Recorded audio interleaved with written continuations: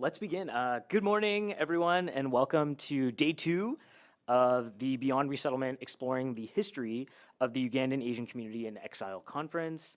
I'd like to begin by acknowledging that Carleton University is on the traditional and unceded territories of the Algonquin Nation.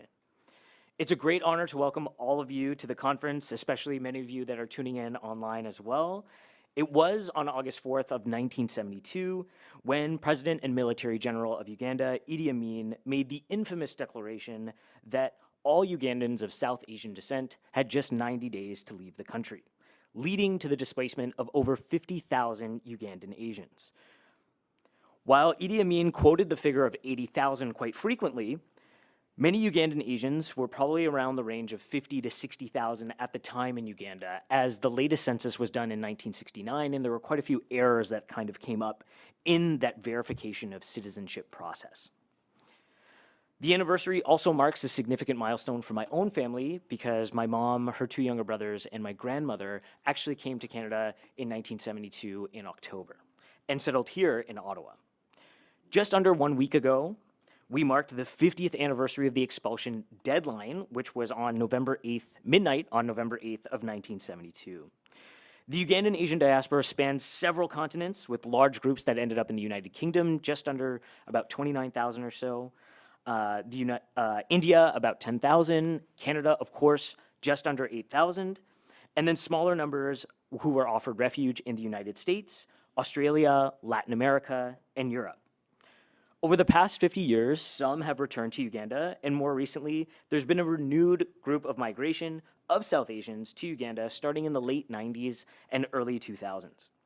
As we commemorate this anniversary, it's a critical moment for us to pause and reflect on the historical context surrounding the expulsion decree, as well as understanding how the community has reestablished themselves over the past 50 years. With rising numbers of forcibly displaced people all over the world, there are insights that can be drawn from the resettlement of Ugandan Asian refugees.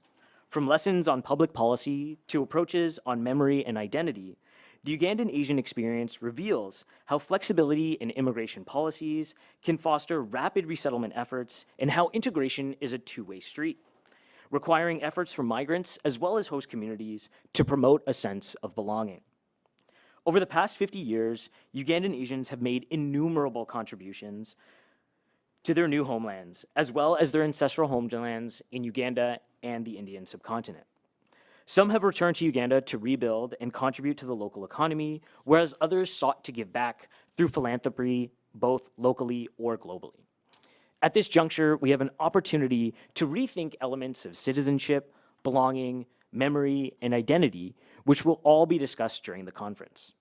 In a period where we're witnessing a rise in anti-immigrant and xenophobic rhetoric, it is imperative that we revisit how newcomers enhance their local societies and recognize our shared humanity across borders. Our hope is that we remember how migration is a fundamental element of human life, and that this conference offers an opportunity to share these stories of resilience for future generations to come. I would like to take this opportunity to thank several donors and contributors to the conference itself. We've received support from the Social Sciences, Humanities, and Research Council, SHRC, and their Community Connections Grant, along with contributions from various faculties and departments at Carleton University. The Uganda collection, housed at McOdrum Library on the 5th floor, features oral histories, newspaper articles, interactive online exhibits, and scholarly resources. And along with this conference, they've been heavily supported by longtime donors such as the Fakirani family, the Carrasco family, the Rafiki Group, and the Canadian Immigration Historical Society. Many others have made personal contributions to the conference and are listed at the back of our conference program. I also want to take this time to appreciate all the support from our conference partners. This includes the Canadian Immigration Museum at Pier 21, the Institute of Canadian Citizenship, the Ottawa International Writers Festival, the Canadian Immigration Historical Society, and the British Ugandan Asians at 50 Team. I also really want to thank our incredible team of conference committee members and Uganda Advisory Committee members who helped shape this conference over the past 2 years to ensure it embraced a unique academic and community-based research model to highlight the many voices and perspectives of Ugandan Asian refugees. You have all made significant contributions of your time and offered your wisdom to help all of us put together what we hope is a thought-provoking and engaging conference. Lastly, I do want to acknowledge and thank my lovely Beyond Resettlement Conference co-chair, Heather LaRue. This conference would not have been possible without your kindness, hard work, and determination. At this point, I'd like to turn things over to the Dean of the Faculty of Arts and Social Sciences, Dr. Pauline Rankin, who is a political scientist with an appointment as a professor in the School of Indigenous and Canadian Studies. Her research spans various aspects of gender and politics, with special interests in domestic and global applications of gender mainstreaming and gender activism. Most recently, she was the co-editor of We Still Demand, Redefining Resistance in Sex and Gender Struggles, published by the University of British Columbia Press. She has extensive experience in gender development projects, offering strategic advice and capacity building training to governments and NGOs in Russia, Ukraine, China, Ethiopia, Bangladesh, Tunisia, South Africa, Turkey, and throughout the South Caucasus. Please join me in welcoming Dr. Rankin to the stage.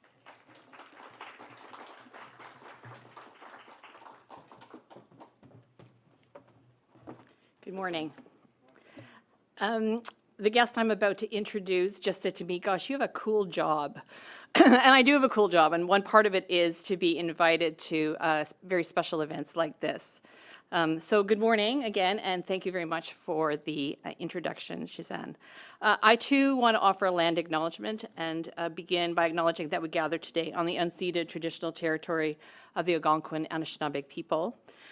Reconciliation requires that we confront the historical oppression of Indigenous peoples, not just in Canada, but globally, as well as the contemporary daily destructiveness of lingering colonial practices, including displacement and dispossession. First, let me express my gratitude for the tremendous efforts of Dr. Muhammadi and Heather LaRue, co-organizers of this really landmark conference, and to Carleton's Macodrum Library for hosting the event. I too want to take a moment to thank all of the committee members for their tireless efforts in bringing this important event to fruition. It's an honor to welcome you to the Beyond Resettlement Conference, which promises to be a really remarkable and thought-provoking set of panels, discussions, screenings, readings. And as Shizan mentioned, Carleton University is proud to host the Uganda collection. This unique archive ensures that the lived experiences of Ugandan Asian refugees are not simply preserved and remembered for generations to come, but also can be a rich resource for scholars and activists researching topics of forced migration, diaspora communities, trauma, and memory in many settings. For those of you from the Ugandan Asian community, the topics covered at this conference no doubt will touch wounds still open despite 5 decades of time past. My hope is that this conference can play at least a small role of repair and restoration for those still dealing with the painful memories from this and other resettlement experiences. With that said, I'm now delighted to introduce Rema Jamous Imseis, representative in Canada for the United Nations High Commission for Refugees. She has formerly served as Deputy Director of the UNHCR Bureau for the Middle East and North Africa. Rema has been with the United Nations since 2003, holding a variety of positions in political, legal, and humanitarian affairs. It's my pleasure to welcome you to Carleton and to the podium.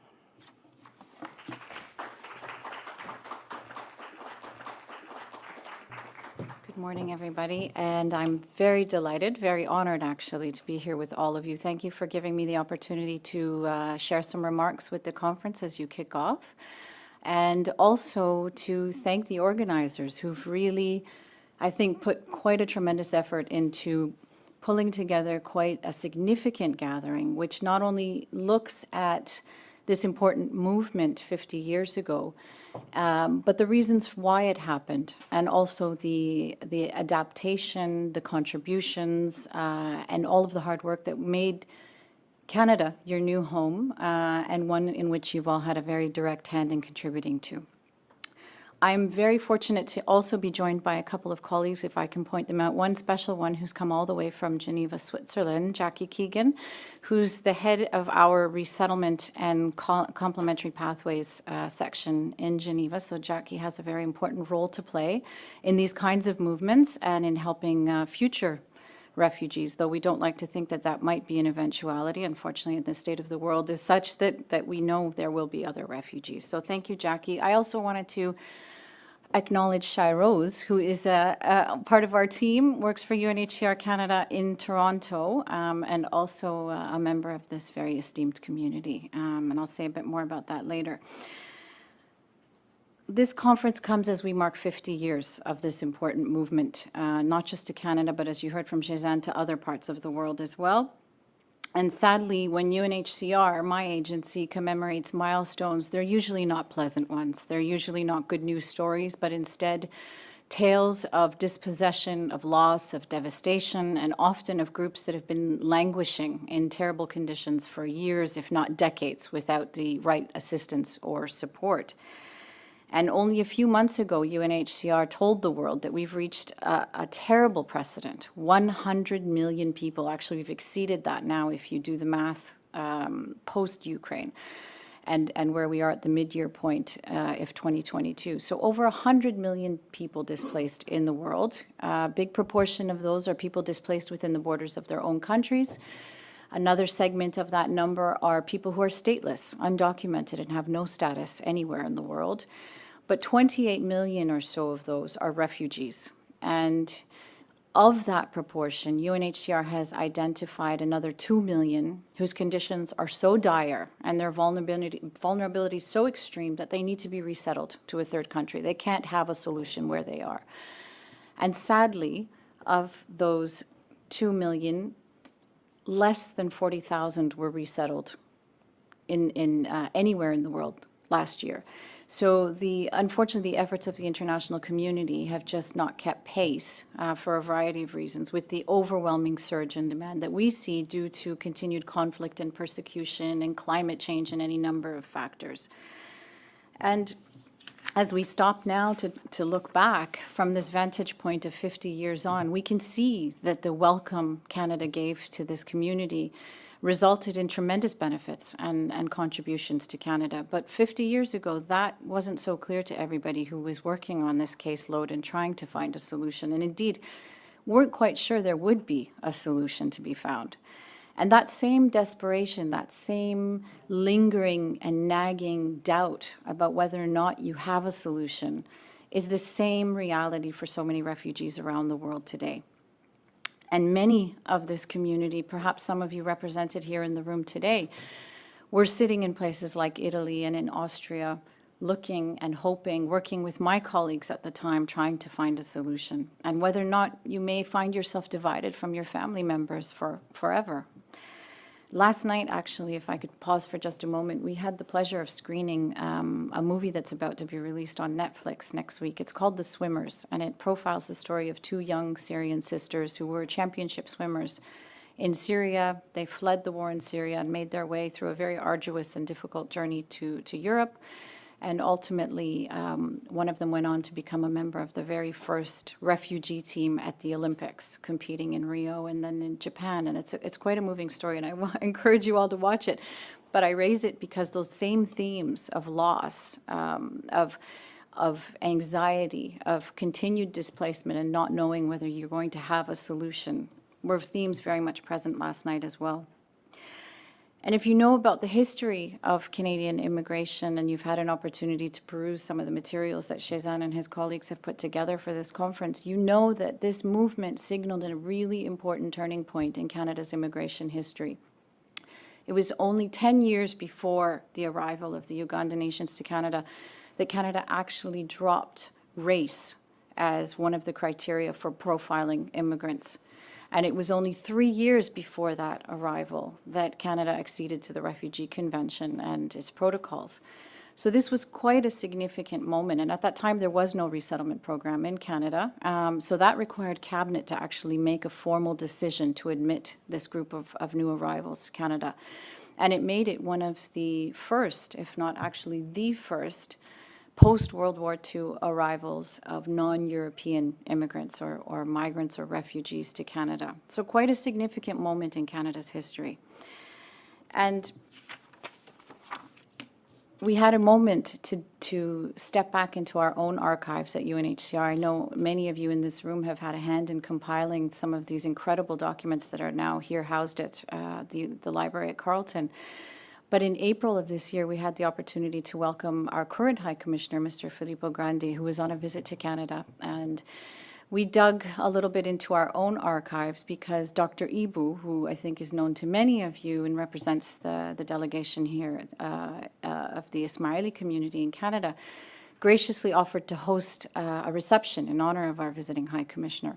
So we wanted to find something in our archives that could tie his visit to the community that was generously hosting him that evening. And we found a letter that was written by our then High Commissioner in the early 1970s, Prince Sadruddin Aga Khan, who was the UN High Commissioner for Refugees, as I just said at the time. And he was sending a letter to the then Foreign Minister of Canada, thanking him for accepting this group of new arrivals and assisting the Ugandan Asians in finding a solution to their plight. That was a really special moment for us to be able to hand over that piece of archival material, and hopefully it adds to the collection. I've encouraged Shazan to dig through our archives, and maybe even some of you will find some of your own personal memorabilia there. But when you read that letter and you see that, you really understand the significance that this movement had in Canadian history. And what it really also shows us, this movement, is that Canada's approach to reception and integration works. We know overwhelmingly that when refugees arrive in new countries, they contribute and they succeed. And we've seen that through a study and analysis of census data here in Canada, which shows us that overwhelmingly refugees thrive when given the opportunity to find protection and start a new life here. Whether you look at metrics like entrepreneurship and creating jobs. They do it at higher rates than native-born Canadians. Their children actually graduate from education institutions at all levels, higher levels than Canadian-born children. And the rate of home ownership is quite remarkable. After 10 years, 70% of refugees actually own a home in Canada, which is both a signal of their financial health after having worked hard, but also a commitment to the community that's received them and where they have chosen to lay down their roots. So this movement, and I just want to really stress this point, is very significant because it not only shows an important turning point in history, but it gave Canada and Canadians the confidence to then open the space and welcome future generations of refugees based on the success of integration that this community experienced. And the success of this community opened the door for those that came after them. So it allowed successive waves like the Indo-Chinese, the Poles, the Syrians, and now we see Ukrainians, Afghans. That is all directly related to and linked to the success that this community had in settling in Canada, what they gave back to Canada, and how they instilled in Canada a sense that this could and should be done, not just for the benefit of people receiving that protection, but for the benefit of Canada, economically, culturally, and so on. To conclude, I want to share just a brief story that takes us full circle. Earlier, I think it was about 3-4 weeks ago, I had the opportunity to travel with a member from your community, a woman by the name of Nimi Nanji Simard, who lives in Montreal. Nimi was part of this Ugandan movement, Asian movement from Uganda, and came to Canada as a 16-year-old girl. And her family set down roots, worked hard, and they didn't just survive, they thrived. And Nimi's family has become supporters of UNHCR, and specifically our work in education. So to mark their 50 years in Canada, they created 50 scholarships for refugee students, for students outside of Canada, to be able to pursue their dreams and their higher education. And these kids are doing it in very difficult circumstances, I can tell you. Nimi and I traveled to Jordan and to Turkey to see some of the kids who would benefit from this. And these, I have to say, refugee scholarships are a very scarce commodity in our work because we're, our primary work is built around responding to critical life-saving needs. So being able to put aside some funds for that way down the road education, it's tough for us to do. So we really appreciate this kind of support. But Nimi told her story to each of these groups of children that we met, and on each occasion that she did that, and I'm getting goosebumps telling you this, you could see the hope light up the eyes and the faces of these youth, because they could see that if a 16-year-old girl could find a new future and more hope and a brighter path for herself and for her family, they could do the same, notwithstanding the very difficult circumstances that they're living in right now. So it was a really wonderful opportunity to see that full circle. And as part of our contribution to this conference, and to mark this very important anniversary, we've created as well a collection of stories, cross-generational stories of different members of the Ismaili community. Shairose has been generous enough to open up her family's history and share some of their experiences as well. So I encourage you all to take a look at that and learn a little bit more about some of the people who've been part of this movement. And they really are not just a reflection of a moment in time, but about the experience of a community that helped to lay the foundation for what we have today, Canada leading in global resettlement and Canada welcoming refugees from around the world. So with that, I thank you very much, and I wish you a very successful conference. And I must also apologize for not being able to stay, but unfortunately we are about to be grilled at a parliamentary committee on immigration, so we have to head out the door rather quickly, but I wish you all the best. Thank you.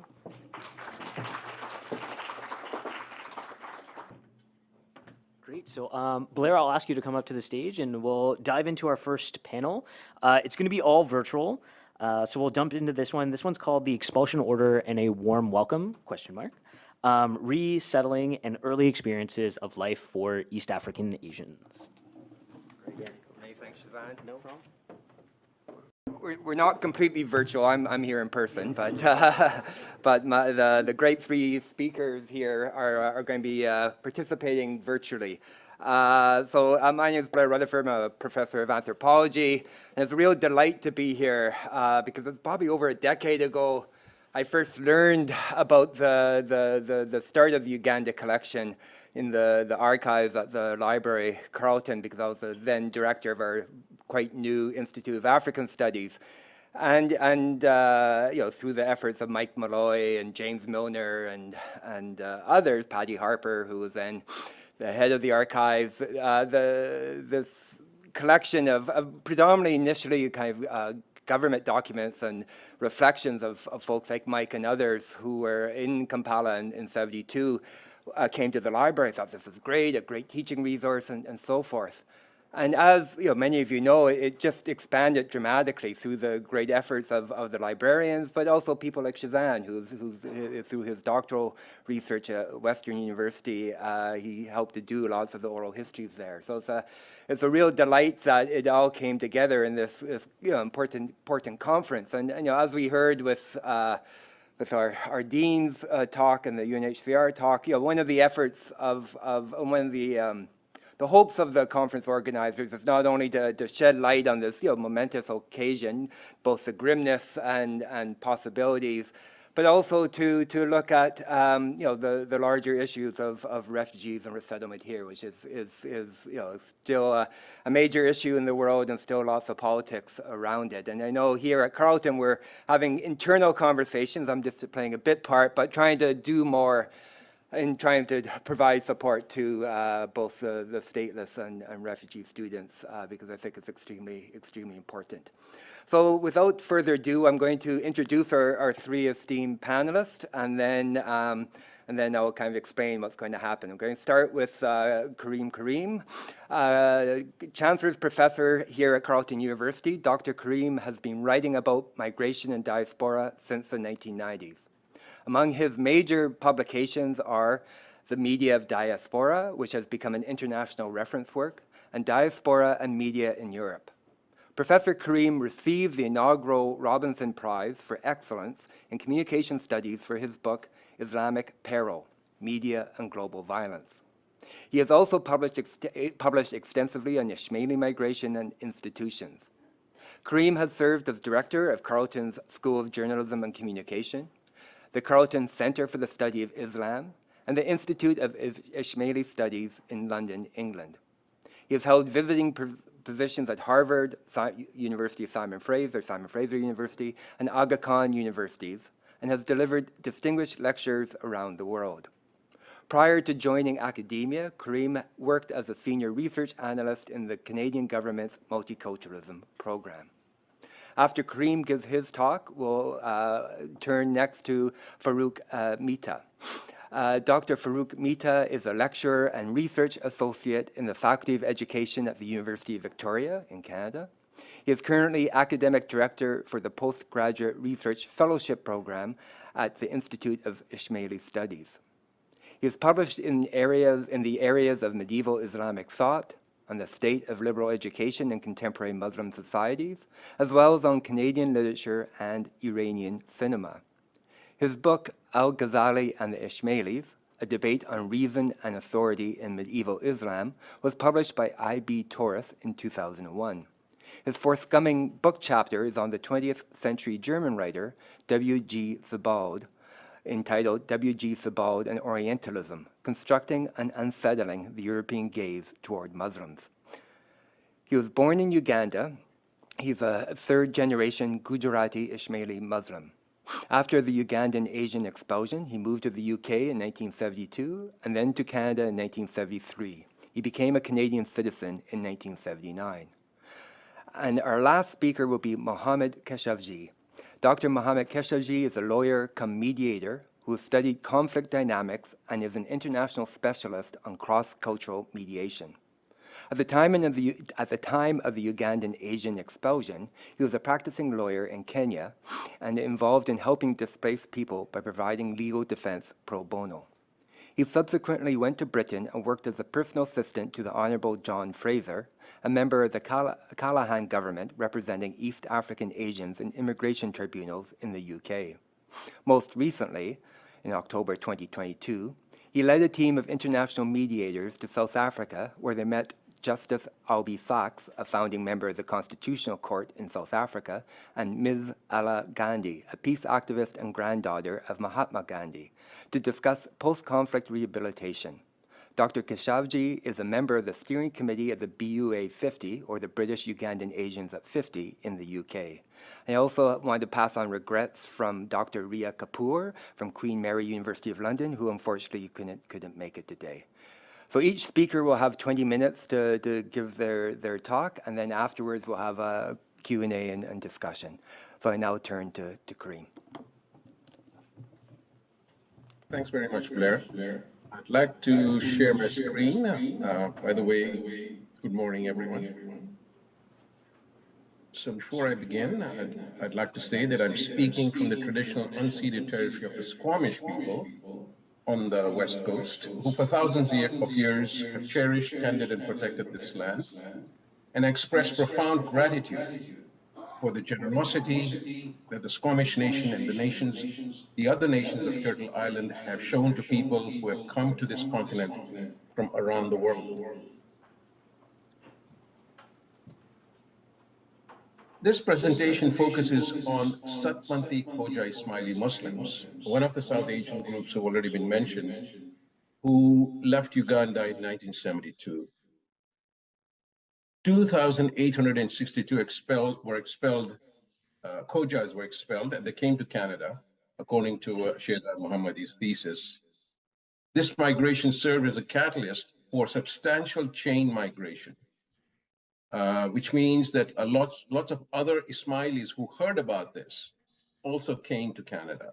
So other Ugandan Khojas who had settled elsewhere, principally in Europe, came to Canada, and other Ismailis from elsewhere, from countries in Africa and Asia, also then migrated to Canada. Ismailis in Canada have grown to some 100,000 currently. This presentation addresses how a diaspora's identity is reformulated. I do this by examining the ways in which the 50th anniversary, which we are now commemorating, of the Ugandan Asian expulsion has been narrated in mainstream and Ismaili media. So who were the Ismailis who arrived in Canada in 1972? Before the 20th century, they were largely known as Khojas, according to Ali Asani. They were not known as Ismailis or Ismaili Muslims. Their identity was slowly shaped into this identity, this particular name, Ismaili Muslim, over the last century or so. So let me say a little bit about the Khojas in terms of their past. To understand them, we need to look at what was happening between the 12th and 16th centuries in India, where there was a lot of religious ferment. Indic Islamic Panth movements, Panth means path, were emerging at this point, largely through the engagement of Hindus and Muslims across the subcontinent. And you have growth of groups like the Kabir Panth, which is still very much alive in India and Pakistan, Nanak Panth, which became the Sikh faith, and various other groups in which you see the coming together, the fusion of Muslim and Hindu ideas and belief systems. We were somewhere between the 12th and 16th centuries, so I'll continue with that. So basically, talking about the origins of the Satpanthi Khojas, now known as Ismaili Muslims. Satpanth was founded by peers, preacher saints of the Dawat al-Haq, which was a Middle Eastern Shia Ismaili movement. And these peers preached Satpanth, the true path as it is known, of which Ismaili Muslims of Indian origin are adherents. And Satpanthis are found in Western India, Gujarat, Punjab, Sindh, and Kashmir. Next slide, please. So I hope you can see this.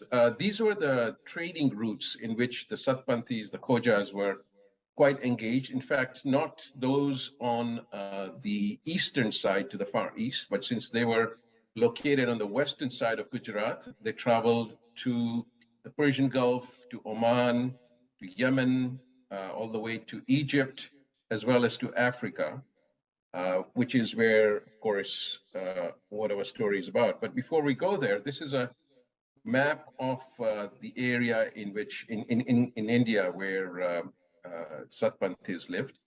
And this is the map put together by Khoja Wiki, Iqbal Devji's project.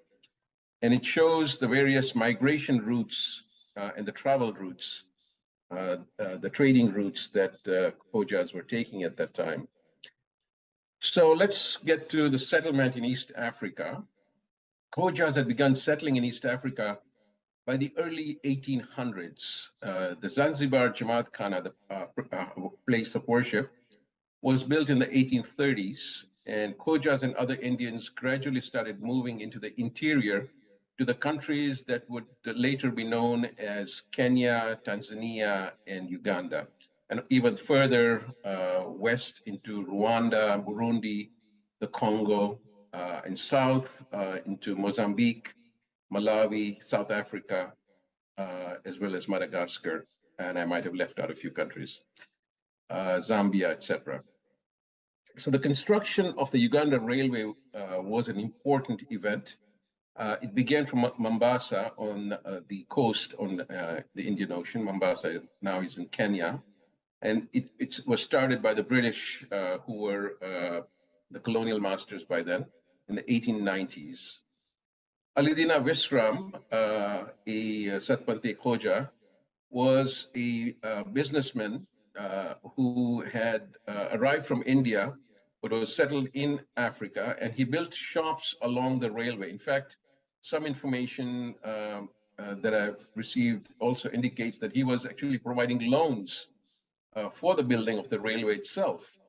And so he was vital, along with some other people, other Indians, in actually ensuring that the railway was a success, but this also led to the actual development of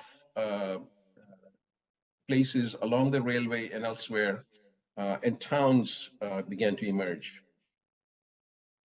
So the reason I'm going through this long history is to ensure that people understand what the origins of this group were, and how they are being forgotten. So when the exodus, the expulsion order takes place, there were, as Shehzan has said, 50 to 60,000 Asians, South Asians in Uganda, with larger numbers in Tanzania and Kenya. They were socially organized in a racial hierarchy under colonialism. And they dominated commerce and the professions, in case that was, in fact, that was the big complaint that Africans had against them, including Idi Amin. There was some political engagement. There were Asians who were elected as MPs, and in Tanzania, even as cabinet ministers. But by and large, they were engaged in business. They were, of course, their professional contributions are very important. In some cases, like in the case of Jomo Kenyatta, the first president of Kenya, it was Asian lawyers who defended him, who pleaded his case in the British courts. Most Khojas became citizens. They were advised by the spiritual leader, the Aga Khan, to become citizens of the various African countries where they lived. And they maintained networks across Africa with each other. In fact, there was a lot of travel and marriages across the various East African borders. And that way, there was this interconnectedness across this region. They were endogamous, as were most other Asians, and they had separate social institutions. So their councils had portfolios for education and health. They built schools and hospitals and hostels and housing schemes, etc. And most of the other Asians also had this sort of a setup. So what you had was basically the Europeans at the top, the Asians in the middle, the Africans, and the Arabs near the bottom. The better study among the Asians studied abroad, the better off, sorry, studied abroad and maintained overseas bank accounts. This was seen as a problematic thing by Africans because it was seen as wealth leaving the country. So when migration to Western countries occurred, well, I'd like to briefly, first of all, talk about the history of migration. African Khoja migration to Western countries, especially Britain, had started in early 1900s. Many of you may have heard of the Oscar-winning actor Ben Kingsley. Well, his father was Khoja Ismaili from Zanzibar, who had migrated to England in the early 1900s. In fact, Ben Kingsley's real name is Krishna Bhanji. In terms of Canada, the picture is slightly cloudy. According to a University of British Columbia historian, Hugh Johnston, someone called Hussein Rahim had arrived in Vancouver in 1910 and was a key part of the Shore Committee, which helped people who were stranded, who were left stranded by the Canadian government on the Komagata Maru ship, whose travelers were not allowed to disembark in Vancouver because of racist laws against immigration, non-European immigration. So we don't have much information beyond this about Hussein Rahim, but the UBC professor believes that he was Khoja. And so fast forwarding 4 decades later, the Ismaili brothers who came from Pakistan, Safar Ali and Mustansir Billah, went to university in Atlantic Canada and decided to settle in Ottawa eventually. So this is the first family that we really have more information about. And in fact, Mustansir Billah's daughter was probably the first Khoja Ismaili to be born in Canada. Around 1,000 Khojas, mostly from Tanzania, were present in Canada when the people who were expelled from Uganda arrived in 1972. So you can see that altogether, at this point in 1972, 25% of the community had already arrived before 1972. So let's talk about the media coverage of Uganda 50. There has been some mainstream coverage, and people, in fact, interestingly, Khoja journalists like Zara Premji and Omar Sachedina have been front and center in covering the event for CBC TV and for CTV. Omar Sachedina did a full-hour program about traveling to Uganda with his mother and sister. There are interviews with Mubina Jaffer, Senator Mubina Jaffer, and Ambassador Arif Lalani, and an article by Nahid Nenshi, the mayor of the former mayor of Calgary. The Ismaili media, Al Akhbar and Ismaili, the Ismaili, basically have put this material under two rubrics: roots to roots, or as the Americans would say, routes, and community engagement. So regarding mainstream media content, sorry, I've not been telling Mike to continue with the PowerPoint, but it's a new slide titled Mainstream Media Content. What we see in the mainstream media on CBC, CTV, and elsewhere are interviews with Khojas and Asians and other Asians expelled from Uganda.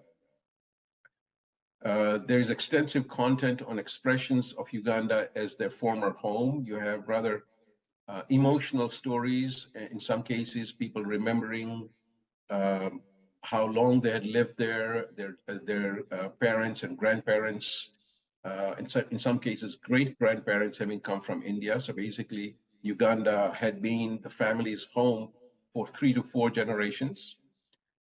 The media narratives did cover racial tensions in Uganda between the various groups. There was media content on difficulties once arriving in Canada. There were allusions to experiencing racism in Canada. And there was material on achieving success in this country. So even though I'm generally critical of the way that the mainstream media cover minorities and immigrants and so on, I think they did a fairly decent job of covering various aspects of this event. So how did Ismaili media look at the event? The focus has been largely on Ismaili settlement, as would be expected. Unfortunately, not much on roots, even though they do say that they're going to be covering roots and roots. But the background on India and East Africa is minimal. The 1972 arrival from Uganda is also related to later Afghan Ismaili migration and other migration of other Ismailis from Iran, Syria, Tajikistan, etc. There is minimal content in the Ismaili media on Ugandan Khoja experiences of their previous home in Africa. There is the mention of leaving the country and the expulsion order from Idi Amin, but beyond that, there is very little. There are the narratives about racial tensions in Uganda are largely absent. And there is no content on difficulties in settling in Canada. There are hardly any references to facing racism. The main focus is on achieving success in Canada, largely within Ismaili institutional contexts. So what we see here in the Ismaili media and the way that the Ismailis themselves are reshaping their history is that there's a certain narrowing down. There are side references to Ugandan arrivals as the first mass migration of Ismailis, but other than that, there is no mention of Ismailis having been in Canada before that. Generally, 1972 is presented as the beginning of Ismaili history in Canada. There is no mention of the previously arrived Khojas assisting the new Ugandan arrivals. A Canada-focused narrative in this way elides centuries of African Khoja engagement, of having lived in Africa for 3 to 4 generations. There is also very little mention of the African background of the personnel and donors in the current transnational Ismaili structures. And this is significant because when we look at the Ismaili institutional networks around the world, the Aga Khan Development Network, we see significant involvement of the Khojas in this particular network of the Aga Khan.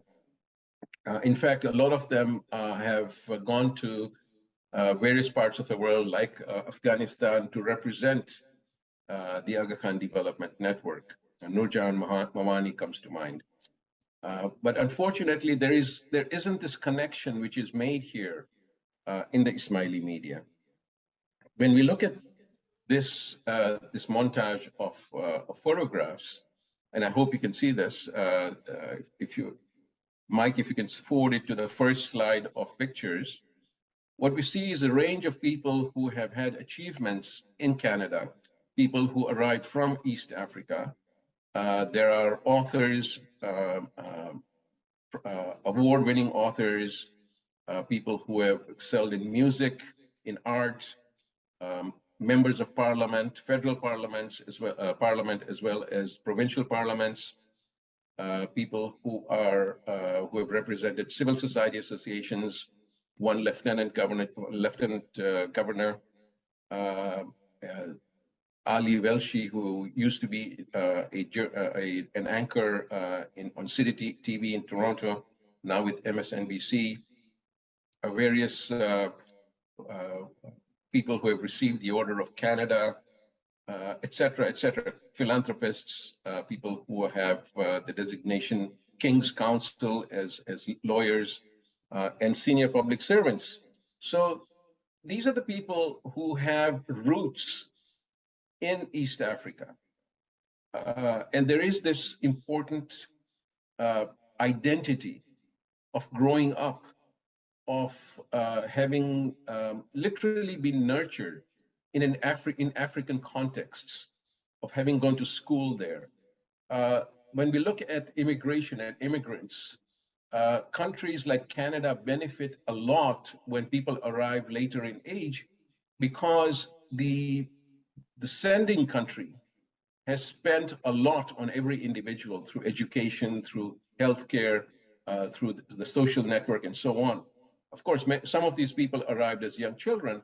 Regardless, we should acknowledge that the contributions that they are making in Canada were really something that began in terms of their lives, the lives of their families, the ethos for education and so on, that was really nurtured in Africa. And this is the African past, this next slide,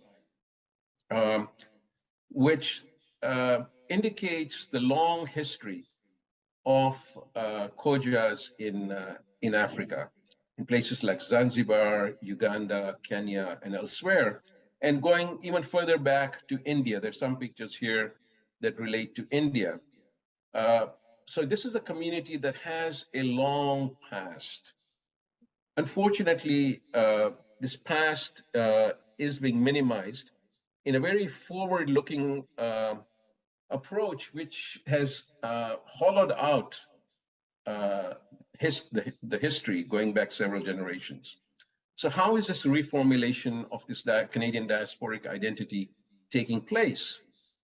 Uganda 50 has become an opportunity to curate images of a technocratic, Western-oriented and achievement-oriented community who are known as Ismaili Muslims. The Satpanthi Khojas in Canada are presented as upwardly mobile, and the socioeconomically marginalized people among them are absent in this communal self-image. In fact, the community cultures is fairly bourgeois, and the people who are not well off tend not to be present at many community gatherings. Additionally, the varying dynamics of racism in Uganda and Canada are disregarded. It seems that the Ismaili media find it very uncomfortable to talk about racism.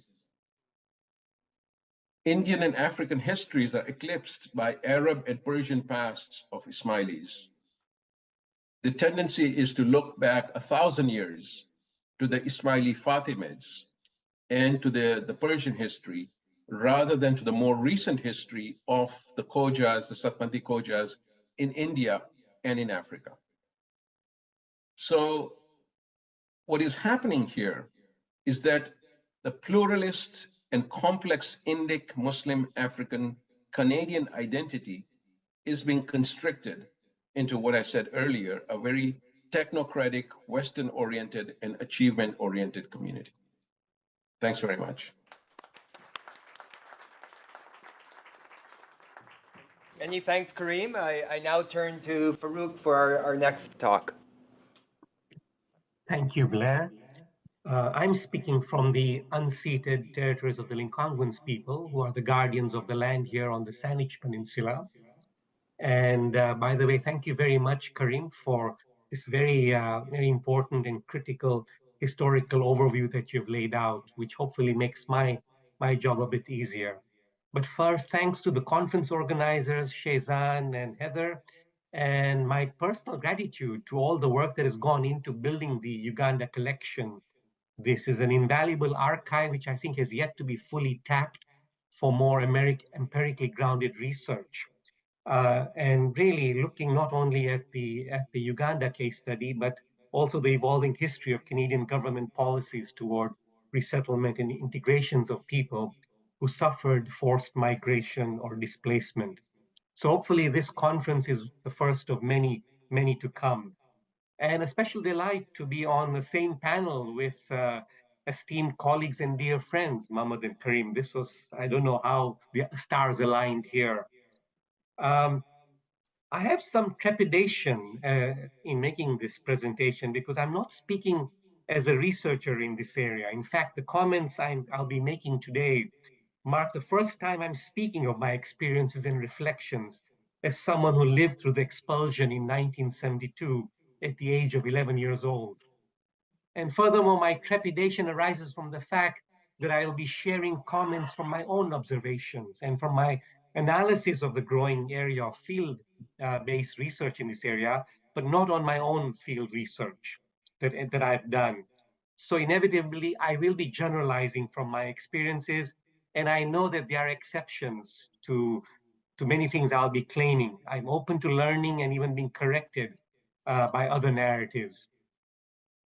In preparing my comments, it's been a great learning experience. I'm deeply indebted to the remarkable range of cutting-edge historical interdisciplinary field research on Uganda and on Ugandan Asians and Canadian immigration policies, in particular, Mahmoud Mamdani's foundational and inspiring theoretical work, and the wide range of empirical research coming from Makerere University in Kampala, especially in Misra, the Makerere Institute for Social Research.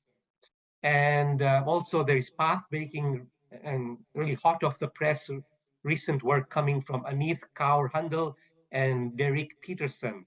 And of course, the hot off the press book by Shezan Mohammadi. All have been very valuable in sort of helping me think through what I want to share. In late September 1972, my family settled in London, England. After spending a year in London, we settled in Vancouver in 1973.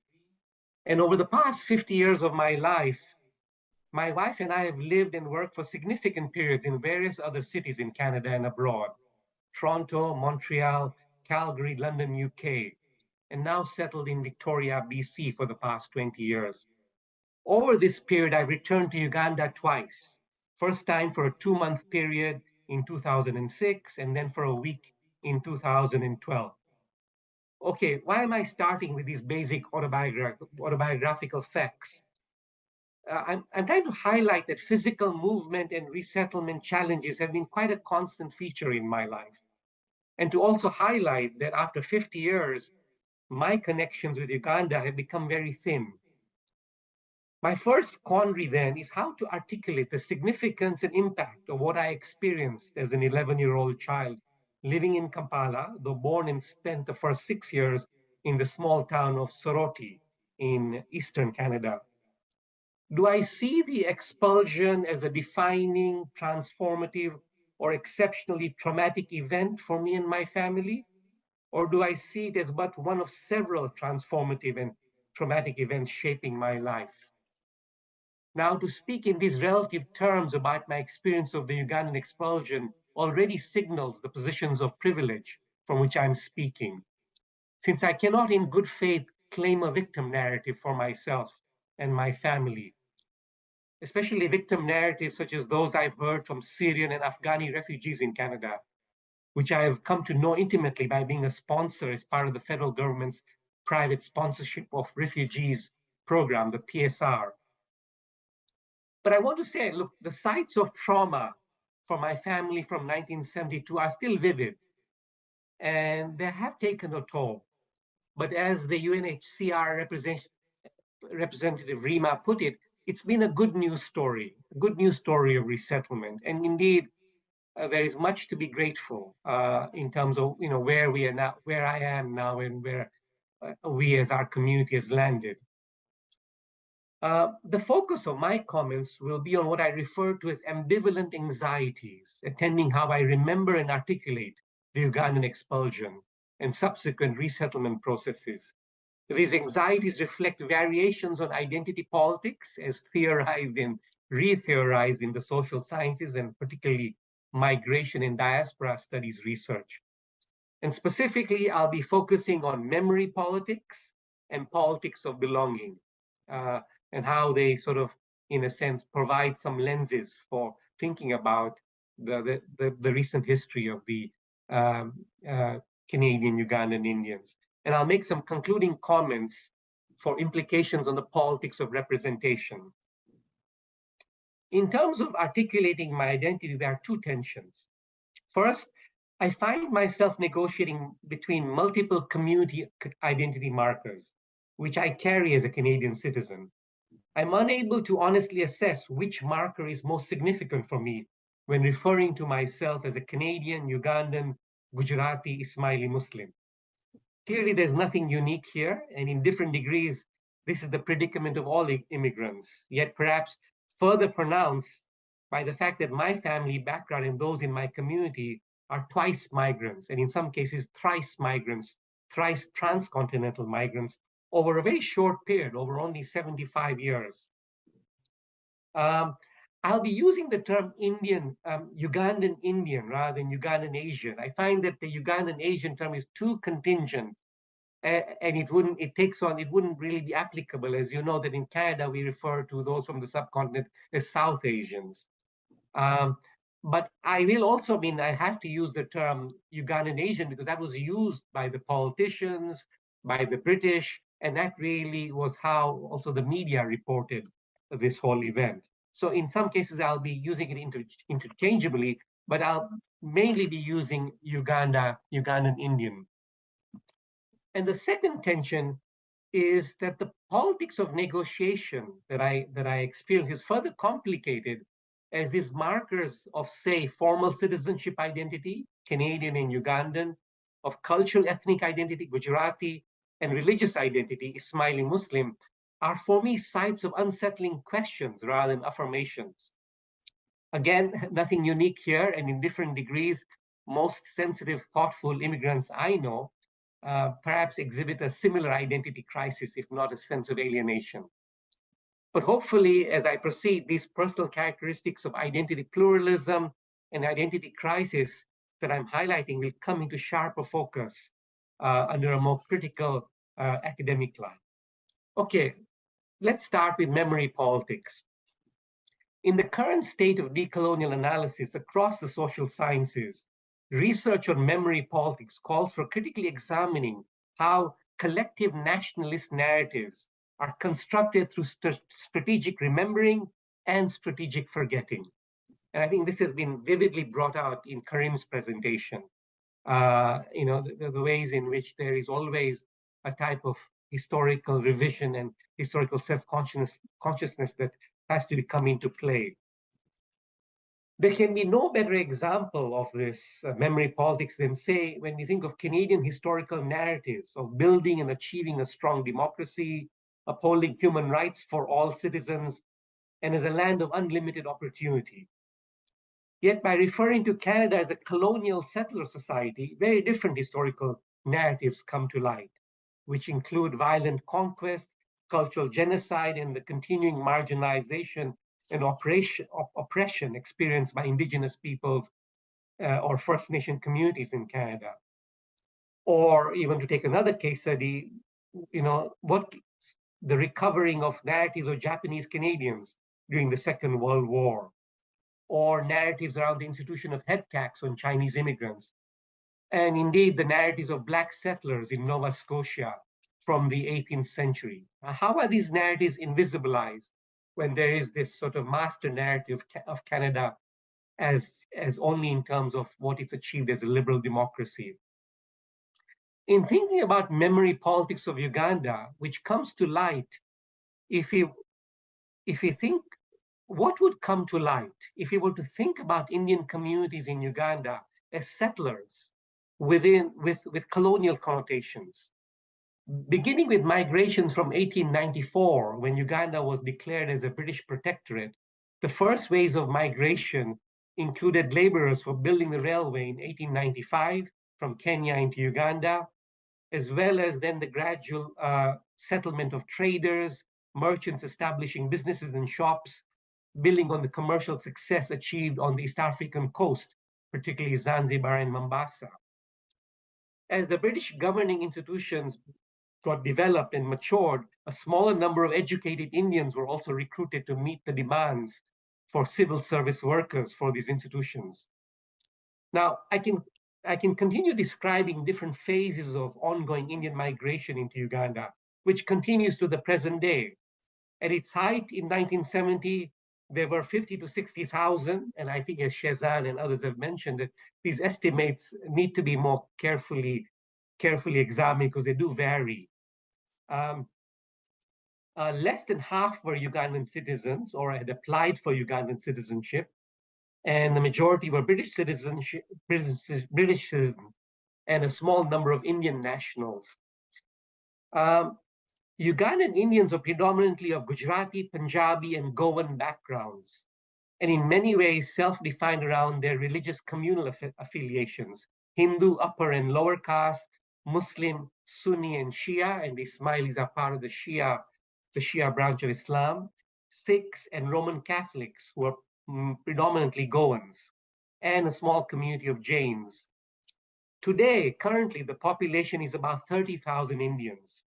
It's a highly transient population, of which 2,000 are those who have roots before the expulsion in 1972, while the majority are from subsequent waves of migrations beginning in significant numbers from the 1990s onwards. Majority of Ugandan Indians today don't have citizenship, but live with certificates of permanent residency, CPR. And most of them are Indian citizens and are seen by the Indian government as NRIs, or non-resident Indians. Now, I want to throw out some provocative questions for us to consider. During the colonial period until 1962, that's the independence of Uganda, were Indians helping the British to establish a colonial settler society in Uganda to rule indigenous or native Africans? After 1962, until the expulsion in 1972 under Amin, how would we describe the relationships which Indian communities wanted and indeed had with most of the Black African Ugandan population? And also keep in mind that throughout history, even to this day, that the population of the Indian communities comprised less than 1% of the total population, and primarily concentrated in cities. Clearly an influential 1%. I mean, when you think of, we've heard estimates of how at one point, perhaps 90% in the 60s of the GDP of Uganda was generated through Ugandan Indian businesses. And of course, today, when you think of it, I've heard estimates that almost 60% of the tax revenue is paid by the Ugandan Indian businessmen. But regardless of how we respond to or debate these questions, what cannot be denied is that relationships between Indian communities and the majority population are marked by stark economic inequalities and social divides. What sort of narratives do we need to recover to critically examine the effects of these inequalities suffered by the majority of Ugandan Africans? For example, in 1972, 90% of Ugandans, African Ugandans, lived on subsistence agriculture, and only 3% had employment independent of Indian employers. And the employment with Indian employers was primarily either working in their shops or businesses, the shops are called dukas, or as domestic servants. In considering these structural forces for contextualizing the expulsion event in 1972, from August 4th to November 9th, 1972, which of course brings back very vivid memories, those 3 months. I'm in no way trying to justify the violent expulsion of Ugandan Asians and illegal expropriation of their properties and businesses, nor is it my intention to overlook the suffering of individuals and families from this forced displacement, some of which has been long-term psychological trauma, which I have seen firsthand in my own extended family. Rather, I'm probing the roots of ambivalent anxieties which I feel due to my privileged locations. And indeed, that's the question hanging over this conference and all events around this 50th anniversary. What are we commemorating in marking these 50 years? My specific childhood memories of witnessing and living with anti-Black racism in my family and across Indian communities are arguably the most potent sources of trauma for me. The flashbacks were vivid in my subsequent visits to Uganda in 2006 and 2012.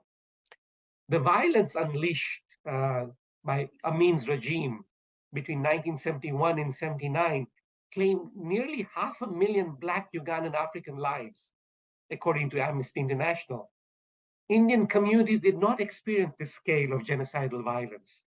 There were Indians who were killed, but a very small number of individuals. And then furthermore, my anxieties, as I said, come from the very fact that the resettlement struggles in Canada that my family experienced have not been significantly different from what I've observed in many other immigrant families and refugees in Canada. So I can't claim to talk in any exceptionalist terms. In fact, reading Michael Molloy's autobiographical reflections of his work as a Canadian visa officer in Kampala, processing applications by Ugandan Indians wanting to settle in Canada, brought back strong memories, because it was very revealing to learn that the visa applications were assessed on a point-based system rather than any sort of, what we would today call a refugee status application or asylum-seeking application. And so at the time, in 72, this practice was no different for all Canadian immigration applications at the time. And it was a trigger point, because when I read that, I remembered the animated conversations between my uncles and in my community of how to make an impression on the Canadian visa officer, what needed to be said, how to score the points required. But indeed, clearly, Molloy does mention that because of the heightened crisis deadline situation, special exemptions were made for Ugandan Asians, and in some ways, due to Prime Minister Elliott Trudeau's interventions. But really, the refugee provisions in Canada's Immigration Act had to wait until 1976. But it was very revealing to hear Rema from UNHCR speak about, in some ways, how this 72 resettlement process, led to other developments in Canadian government policy around immigrants. Indeed, the title of Shehzad Mohammadi's book, Gifts from Amin, captures the relatively widespread sentiment among Ugandan Indians who settled in Canada and Great Britain that the expulsion was a blessing, a ticket out to accessing the privileges of good education, healthcare, housing, steady employment, and physical safety. So as much as this conference is inviting us to the work of commemorating, of building a historical archive to study the resettlement of, say, between 6,000 to 8,000 Ugandan Asians in Canada, there awaits the equally urgent work of critically examining the type of narratives we are producing of bringing to light to what some of these narratives are forgetting, consciously or unconsciously. I think I've unfortunately been not very good with time, so I'll just very briefly summarize the last parts of my paper. When I talk about the politics of belonging, usually in research, it's around minority-majority relations. And in that sense, the Ugandan Indians being a minority and their precarious citizenship status, which has been very well documented by Mamdani and Handel, would be very relevant here. How all of a sudden, even if they were British citizens, they were not granted any protection rights. And if they were Ugandan citizens, they were rescinded or their applications were not processed. But what I want to, in addition to this idea of precarious citizenship status as a way to talk about the politics of belonging, which I think I see as structural barriers to belonging, the important area of research is those areas where communal identities are articulating themselves in relation to concepts of homeland. And how, in this case, what are the ambivalences that they have? For example, I know of very few Canadian Ugandan Indians who think of India as their homeland or would like to return to India, nor do they think of Uganda as their homeland. So this idea of elusive homelands and the ways in which the notion of homeland ceases to become meaningful is something I think needs to be analyzed. Is it because that now after 50 years, that Canadian Ugandan Indians identify Canada as their homeland? Or does the securing of material conditions for economic well-being and social mobility in Canada take priority over affirming cultural, ancestral, and birthplace roots? Now, when we talk about other markers of identity, and I think many of the papers in the subsequent conference will be talking about what has been the type of identities that have been constructed while they've been in Canada. But in general, clearly there's been strong cultural assimilation. And I think that's something that I think that'll come about. Well, I think I should better end here, and hopefully we can pick up some comments in the discussion period. Thank you. We now turn to Mohammed. Thank you. Sorry, Blair, have we got enough time? I think we've got about 2 minutes to 3:30.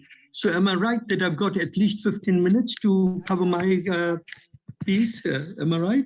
Yeah, you have up to 20 minutes, actually. Lovely. Thank you so much. You're welcome. First of all, I'd like to say I'm speaking from England here, but obviously always very respectful of the tribal lands that my colleagues have spoken on. I do not know who I need to give recognition to in Britain, which is such a mixed historical bag. I would also like to pay particular tribute to both my colleagues, Karim and Farouk Mitha, who have raised some very interesting issues, particularly memory politics, strategic remembrance and strategic forgetting. And I'm reminded of Milan Kundera's great saying that the struggle of man against power is the struggle of memory against forgetting. And I think these are very critical issues as we look at the Ugandan Asian expulsion of 1972. Mike, could you put the first slide on, please, which talks of post-independence Africa? Yeah. I think that in looking at this whole context, and the theme of my presentation today is the lessons for Africa. To look at the whole expulsion in the context in which the problem took place. And in many discussions, I see a possible eclipse of a dimension that we need to take into consideration that is post-independence Africa. 1957, Ghana attains its independence, an important watershed in modern African history. 1960, we hear about the wind of change, and particularly in South Africa, we see the Sharpeville crisis, and the South African government, in collaboration with the governments of Southern Africa, that were bent on maintaining a white presence despite the wind of change in Africa? How did that impact the Asians elsewhere in Africa? And then thirdly, the Congo crisis, where Lumumba was assassinated in 1960. And how did the media globally highlight these various aspects? I remember as a student in England watching a program by Gualtiero Jacopetti called Africa Addio. And if you saw that film, you'd probably think that the whole of Africa was going to go down the chute. So it did create a psychosis of fear that informed how Asian minorities in East Africa and elsewhere were looking at their future and seeing how they were going to be catered for in the new dispensation. Next slide, please. We see the independence of the three East African countries: Tanzania in 1961, Uganda in 1962, and Kenya in 1963. And here I think that the main theme was the crisis of expectation. Everybody thought that independence is going to bring a major change, and rightly so. It was a time of hope. But there was also a time of anxiety.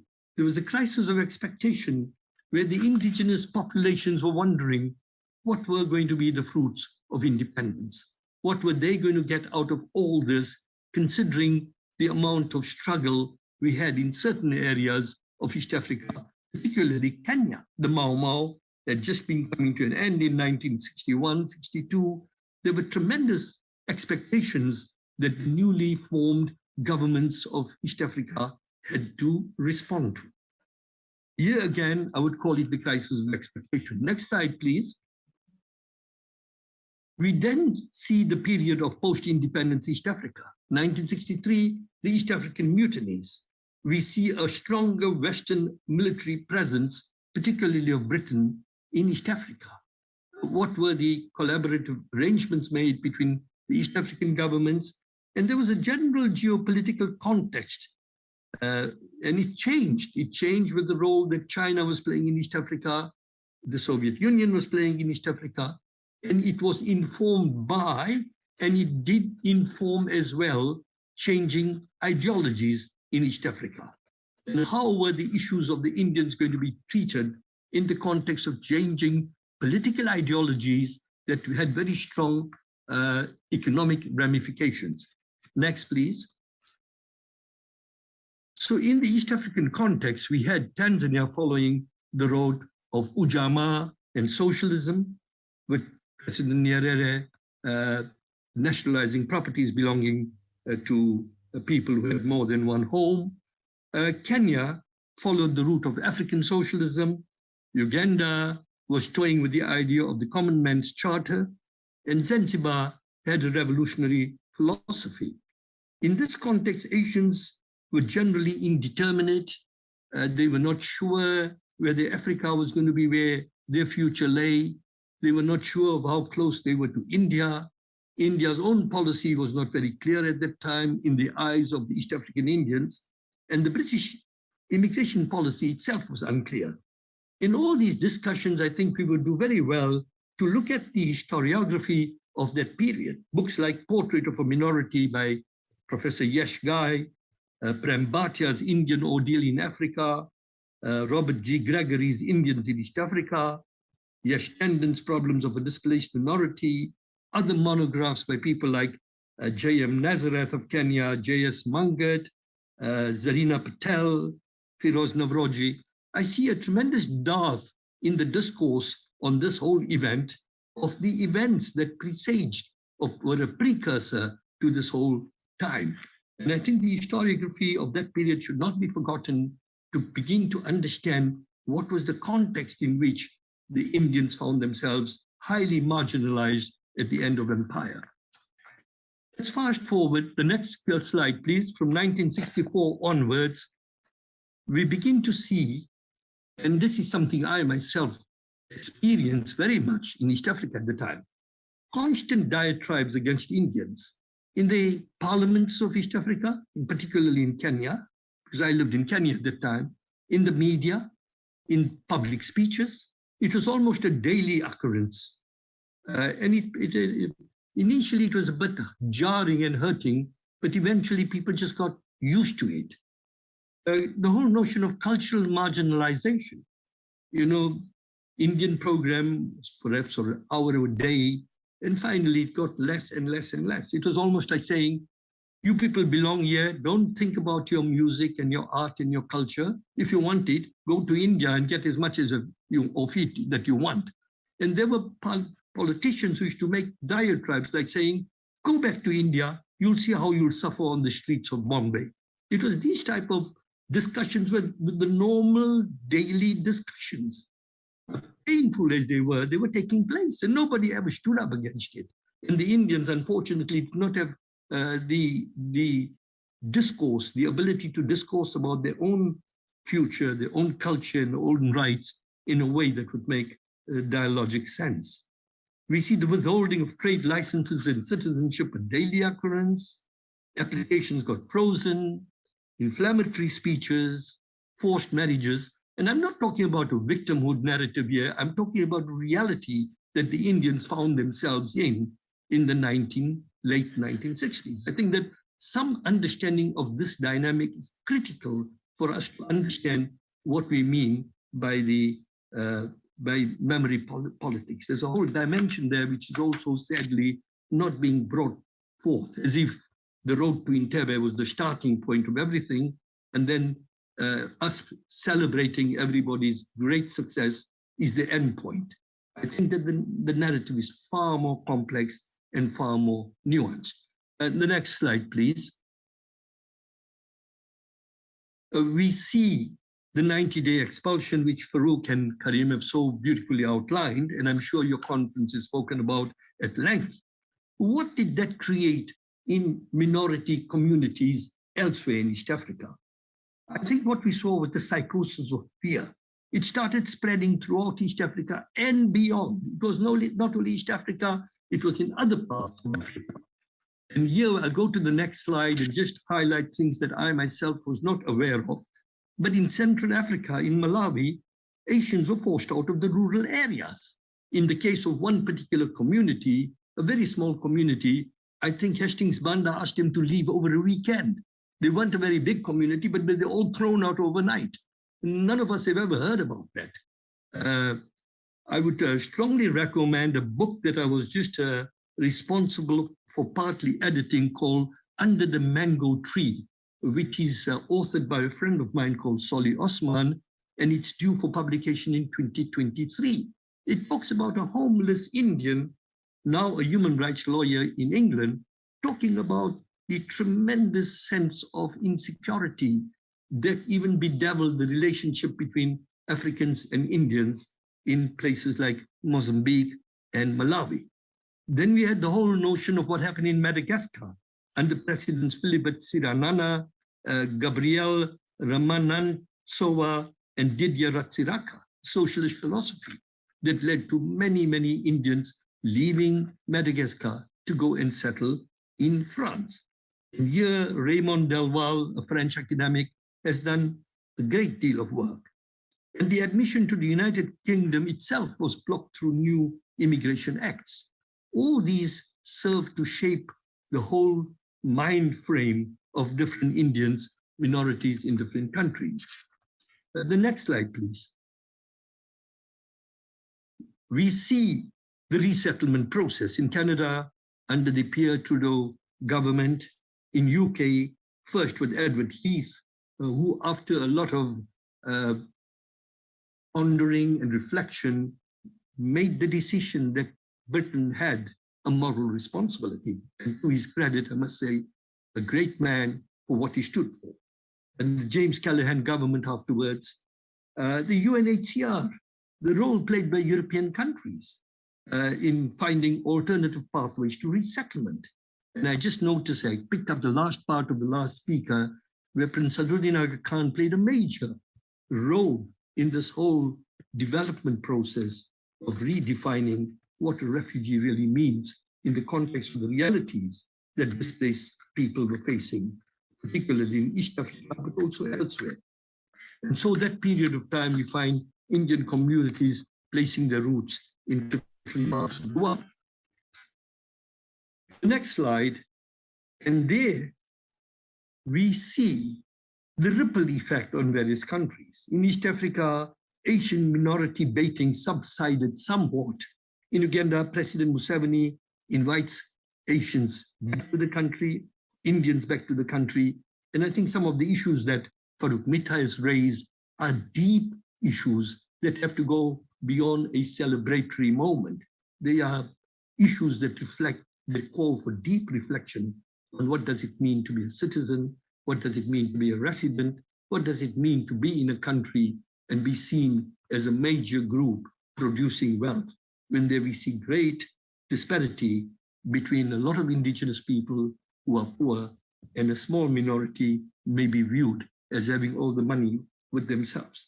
We're beginning to see new Asian populations emerging in various places. This is happening in Kenya, Uganda, Tanzania, Central Africa, Madagascar, and including South Africa. I mean, these are important aspects to keep in mind. We're seeing Indian multinationals playing a major role in the development of East Africa as well as South Africa. How does this augur for the future in terms of Indo-African relations? And my final slide for this afternoon is, or rather this morning being Canada, is the next slide, which says the present situation of Asian commercial minorities in post-colonial territories. I recall discussing this matter with a very close friend of mine called Barney Desai in England in 1968, when the first Kenyan displaced minorities were arriving. And Barney Desai mentioned something where he said, where the initial independence movement is not socialistic in its content, the minority that is perceived to have the wealth will always become a scapegoat.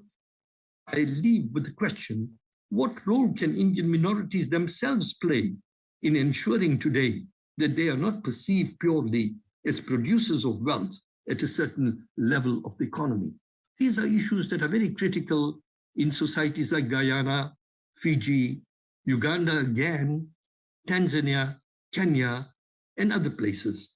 I was in South Africa just about 2 or 3 weeks ago, and the discourse continues today. In a place like South Africa, the question is focusing on the racialization of inequality and the hierarchy of color. And the new narrative is that the Indians were at a higher level of the color pyramid, and therefore they were better off under apartheid. And therefore today they have had an unequal opportunity. Whereas the counter narrative is that, what about the indentured laborers who came on the back of slavery in 1860? And why don't we go to Natal and see Indians at the bottom of the pyramid competing with the Africans for the same job?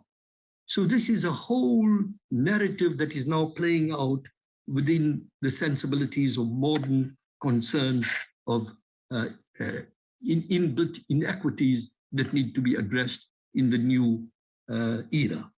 And I think this is very important, that the Ugandan expulsion is not just one event. I think it is very, very critical in the sense that what does it mean for Indian commercial minorities in places like the Pacific, in places like Latin America, in places of East Africa, and it plays itself out at different levels. I think it's important for us to take into consideration that in celebrating this event, we look at its deeper ramifications for Indian minorities who came to ex-British colonies on the back of the end of the slave trade.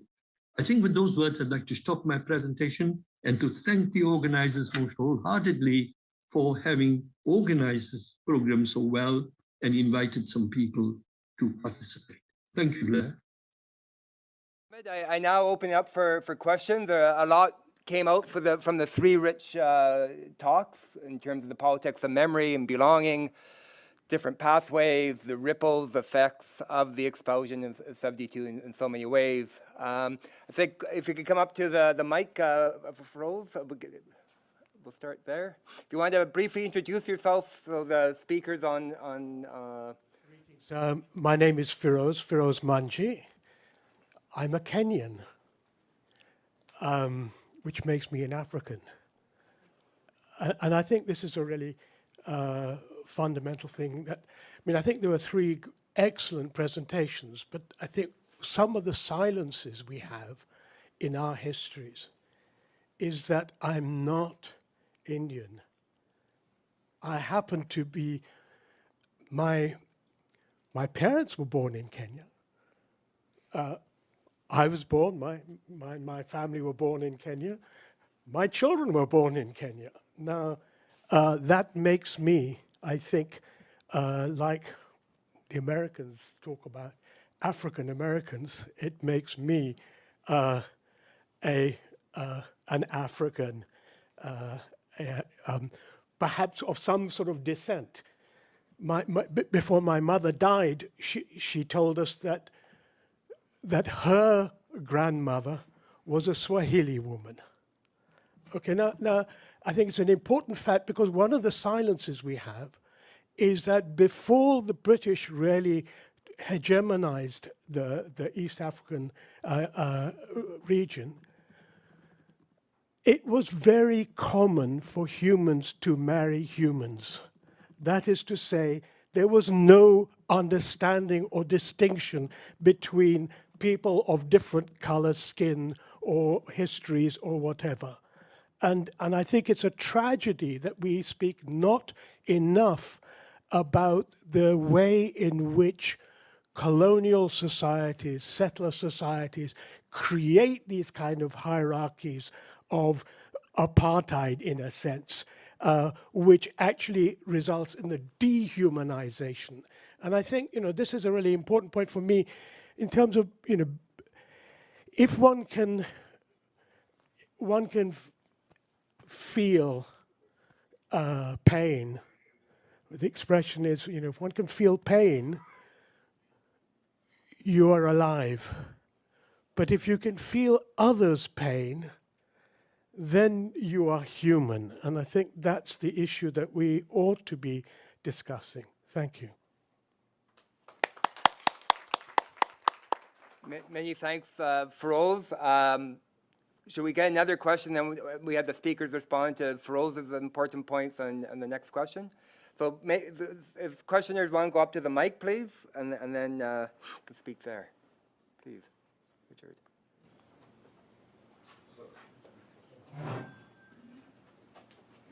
Yeah, thanks. Good morning. My name's Richard Vokes. I'm from the University of Western Australia. Thank you very much to all of our speakers this morning. But my question is for Farouk.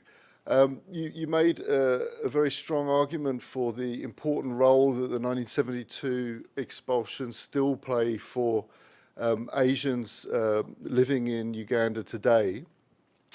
Can I ask you whether, as part of that story, what part the expulsion plays in a context in which, in contemporary Uganda, there are so many other new migrant groups occupying a kind of similar socioeconomic niche to Asians now. So in particular, over the last 10 or 15 years, increasing numbers of Chinese traders have moved to the country, but also large populations from the Middle East and elsewhere.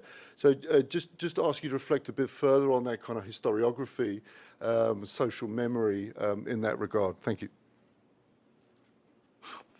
Farouk? Sure. Oh, hang on, Farouk. Sorry, we have someone wants to add to it. Please come up to the mic, please. Just want to quickly add to the last speaker's comments. Just add to the last speaker's comment, and the new arrivals, the vacuum that has been filled with the Middle Eastern and other communities from other parts of the world, their political agenda. I would like you to address that too. Thank you. Thank you. Farouk, please. Right, and I'll just start off, but thank you, Richard Vokes. Good to hear your voice. I've been following your fine research as well in this area. Well, as you know, I mean, perhaps the best way to get to the heart of your question is when Museveni from the 1990s has really turned Uganda into a neoliberal democracy, really. I mean, the very fact that he's the first one who, in a sense, articulated this narrative that it was a mistake to expel the Asians, and that led to our economic decline. But since then, he's been very much about, you know, people coming to Uganda as investors. So this idea that, you know, you come here, you're not quite a citizen, but you're a citizen investor. And he's opened that, in a sense, you know, he's made that possible. So that's what, I mean, at the level of what's made that migration possible, of these large number of communities coming in. And because they're coming in, that's the way they're coming into the Gulf, without any long-term investment in the country.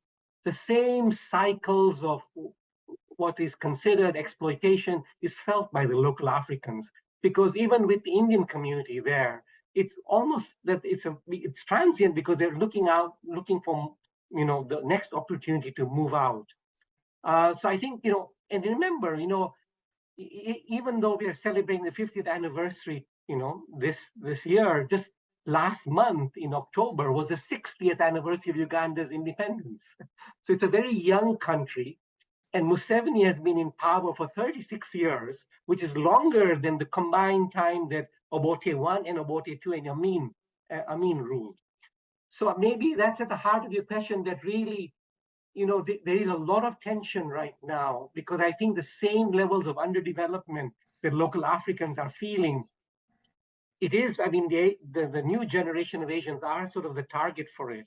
But I think it's now, you know, it's now spreading to even, you know, a sense of resentment. And so something is in the making there. And one can't fully predict what post-Museveni Uganda will look like.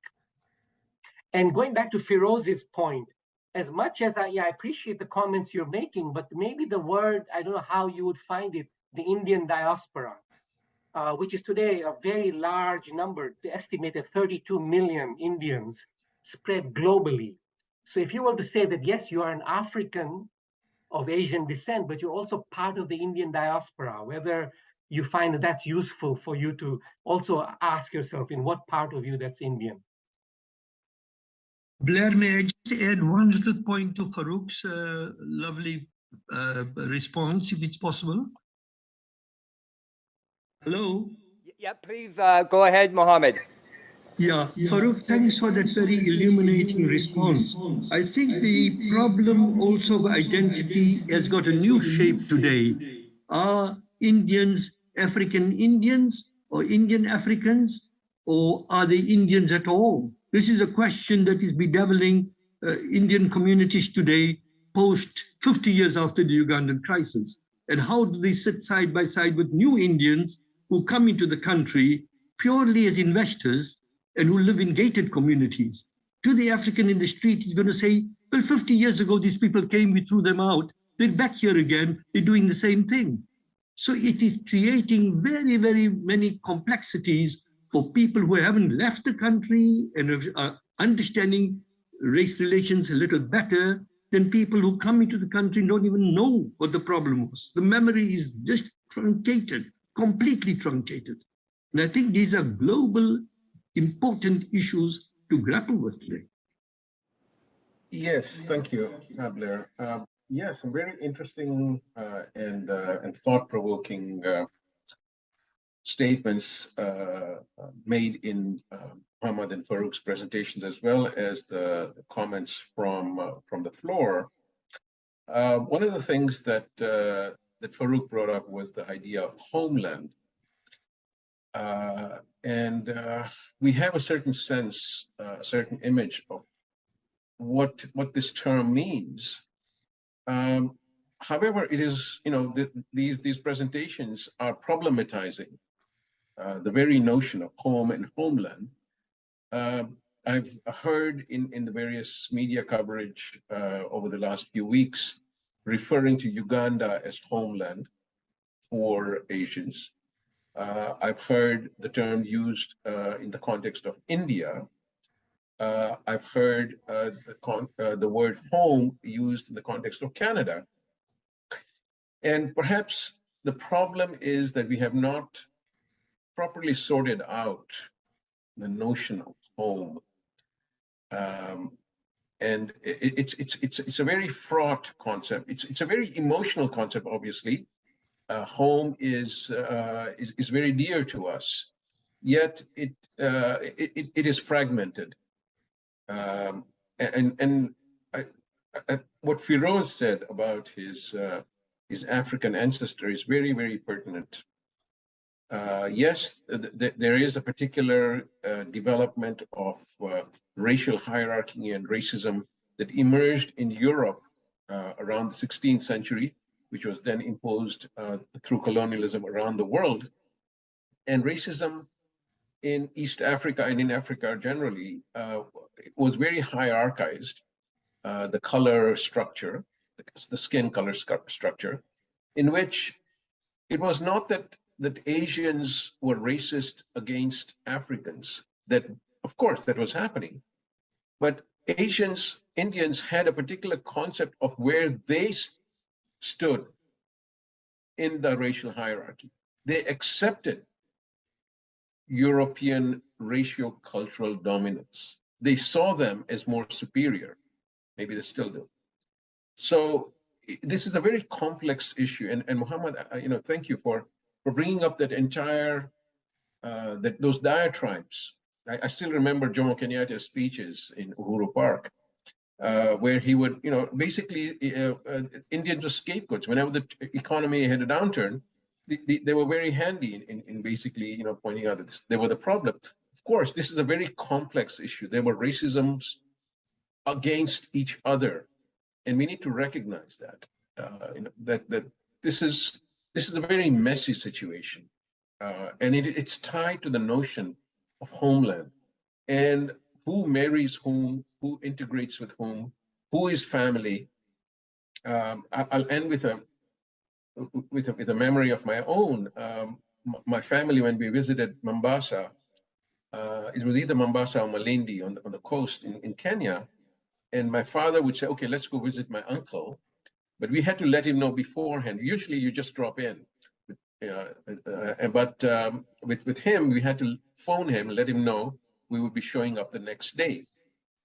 And it was an open secret that he had an African wife. The poor man felt compelled to basically make arrangements for his wife and his children to leave the house when we arrived. That's a horrible situation. Of course, it's, later on, everything got resolved and integrated within the family. But these are the kind of personal racisms within families that were occurring. And it is a story that yet has to be told. Part of it has been told by M.G. Wasanji, but people, just sideline it. It's not in the dominant discourses and the media narratives that communities produce for themselves. But they are real, and they are part of the various Indian communities' histories. Many thanks, Karim. We have time for one more question. Maybe we could people can go up and give your questions, and then we'll let the speakers respond to those which we can. So please, those who want to give a question, go in the queue there. Thank you, sir. Introduce yourself first, too, please. Yeah, I'm Narendra. I was kind of a little struck by couple of things which were spoken. One was like I spied on the obvious mention of Kundera's quote from the Book of Laughter and Forgetting. But I personally feel we are living under the burden of Kundera's quote, and it has actually put us in a kind of a semantic hoax. And I can explain quite elaborately on this, but I will not say that yet here right now. But what I'm more concerned is mobility of people is not a new thing, or it's not a new 20th century phenomena. It's been there.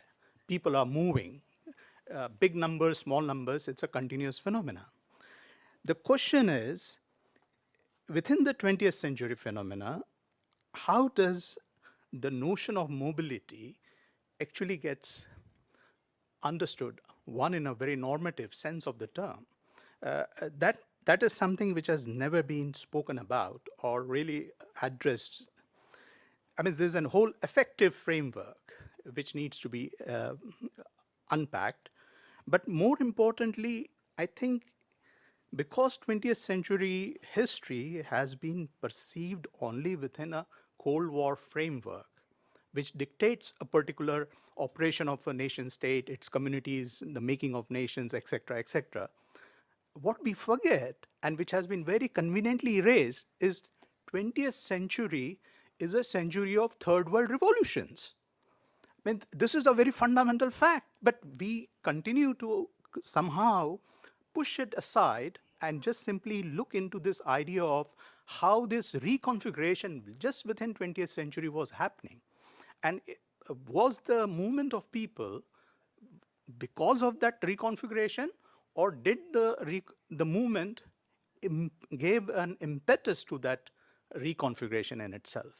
So maybe some of these were some of the thoughts that struck me, but I mean, there are a lot of other ideas, but I was just interested to at least to share this comment and rather than pose it as a question. Thanks.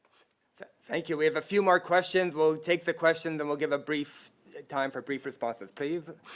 Yes, my name is Shefali Sojani, and my question, I really appreciate your comments about the need to address the anti-Black racism within the South Asian community.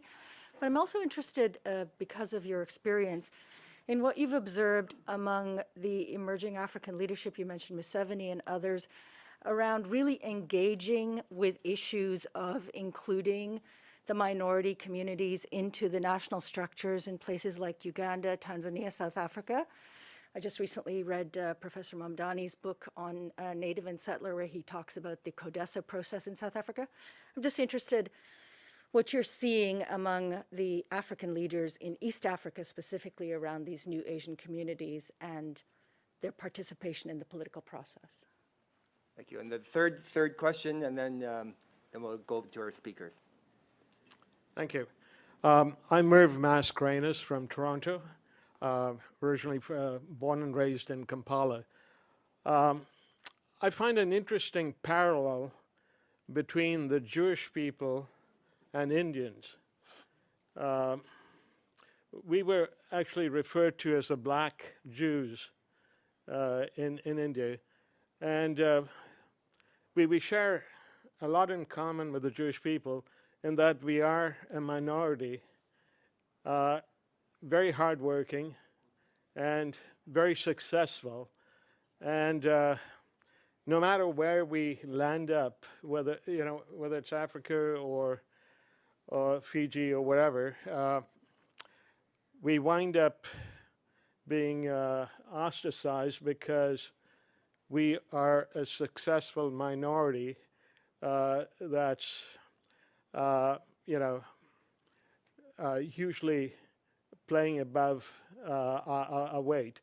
The Jews are somewhat fortunate in that the skin color makes them invisible in say North America, but by the same token, anti-Semitism is on the rise in North America, in Canada, and in Europe for that matter.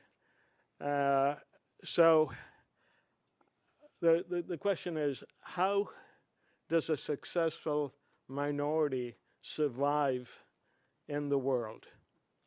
Great. Thank you very much. We're kind of officially at the end of time, so I'm going to ask the speaker each to try to do a very quick 1-minute response to these big issues, and I'm sure these conversations will continue. So we'll start with Karim, the first speaker. Thank you, Blair. I'd like to take up Narendra's question. Hello, Narendra, by the way. It's a very interesting observation. Are we treating the 20th century and 21st century mobility as exceptional?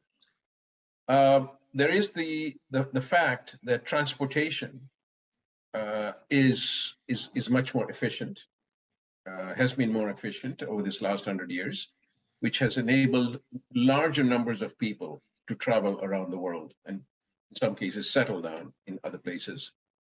But you're right. Certainly, I see the implication in your question that this has been going on for a long time. In fact, if we go by the theory that there's this perhaps single origins of humanity, of the human being, of the Homo sapien in Africa, Dr. Leakey and so on have basically talked about this. then this is the story of humanity. Human beings have been traveling, walking, sailing, traveling on carts and various other ways, marching, and have settled around the world. This is the human diaspora that exists around the planet. And there are various different phases to this migration, the human migration. My 1 minute's up, and so I'll stop here. Great. Thanks very much, Karim. Turn to Farouk, please. Right, I'll try to be quick, just like on a soundbite. The question of Narendra, perhaps one thing to ask yourself is, or rather, I think you're raising some very important questions, but the real predicament that we do share now, and we can transcend global north, global south sort of distinctions, is the sovereignty of the nation state is now increasingly under threat. So you see expressions of sort of exclusionary nationalist narratives and nationalism. One just looks at Russia today, or one looks at what's happening in the right-wing movements in Europe, or in fact in India, when you talk about what does the BJP really represent. So maybe that's the phase. How do we understand the threats to the sovereignty of the nation state, and how is it being hijacked? I think the second question, I think it's going to be such a special treat to hear Professor Mamdani speak to us later in the day, and he'll be able to speak more directly to that.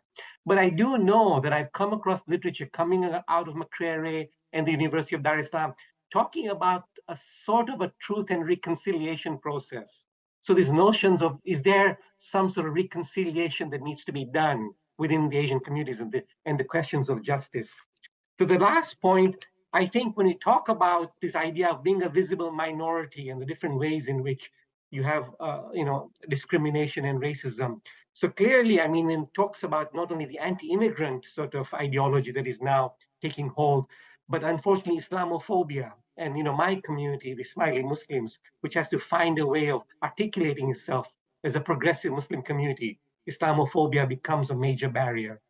Sorry, Blair, I think I went over a minute. That's okay. Many thanks, Farouk. Mohammed, please, for the last word. Yes, I'll be very quick. I didn't get the name. Was it Maskrans, the last person who spoke about the Indian community analogous to the Jewish community in terms of their entrepreneurial endeavors? I would make the one point, and to take your question, how does a successful minority survive in the world? This is a question that was posed to me in South Africa just a few weeks ago. And I will say that people always will feel envious of a group that is successful. But I think that to flaunt your success in a situation where people are going without money, going without food, I think the Asian minority population should not be seen only as creating wealth. They should be seen as people engaged in social purpose, a more active role in civil society, and also a greater political engagement. Make sure that the rule of law is there, make sure that you have a pluralistic ethic in the community, but real social action. I tell people, don't live ostentatiously. If you've got money, live well, but don't flaunt your wealth when there are many people who don't have it. They're going to be very envious about you. So I think it just means live in a country, live by its code, live with the people, and uplift the people with whom you're living through your own social engagement, rather than being seen as in a gated community only there to make money. I think that is dangerous. This is my own particular feeling, and I think we've tried to live by this in East Africa. We tried. I think it wasn't enough. Great. Many thanks, Mohammed. Many thanks to the panelists and the great questions. I apologize for trying to keep things short. We have a tight schedule, so for those of you here at Carleton, we have some food and of course caffeine waiting for you out there. So it's a 15-minute break, and then we'll have a panel which will be picking up these conversations with a focus on the gender lens, which wasn't brought out. So thank you very much, everyone.